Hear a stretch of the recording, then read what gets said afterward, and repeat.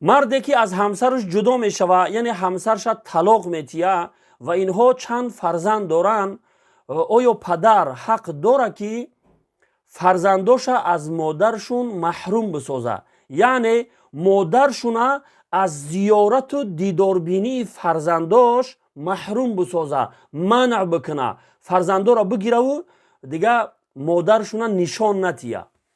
بسم الله و الحمد لله و الصلاة و السلام علی رسول الله. اما بعد، البته فرزندا را از مادرشون محروم ساختن، با مادرشون نشان ندادن از جمله گناهان کبیره به شمار می رود.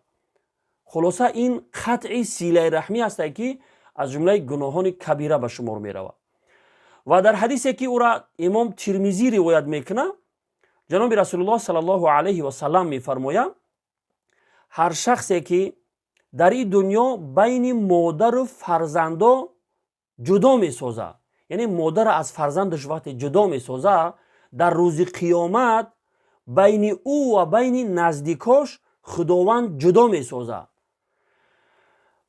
خطاب من به همو پدرهای هست که به احساسات داده شده میخواه همسر سابق شد جزا بتیه ولی فرزندای خودش جزا میتیه.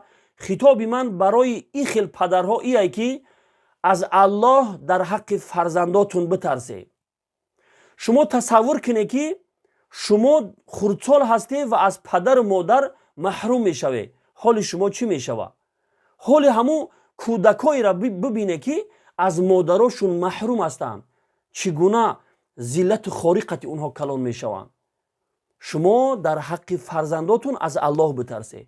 مادر حق داره که وقتی از همسرش جدا میشوه فرزندا نزد پدرشون میمانن، حق داره که هر روز اگر میخواه فرزندای خودش هر زمان که میخواه ببینه، زیارت بکنه و اگر بخواه پیش خودش بگیره، چند روزی را در نزد خودش بمانه.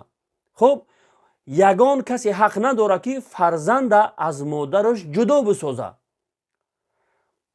ها اگر در خانه خودت هستی و نمیگذاره که در خانه خودت همون مادر فرزندات بیاید و بدرایه، پس او حق داره که فرزندا را بگیره به خانه خودش بگیره بره.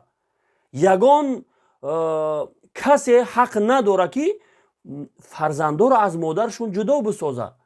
من حیران میشم به این خیل مردها که به احساسات داده میشون و میخواهند که همسر سابقشون جزا بتیان ولی فرزندای خودشون جزا میتیان. از الله بترسید حق فرزنداتون.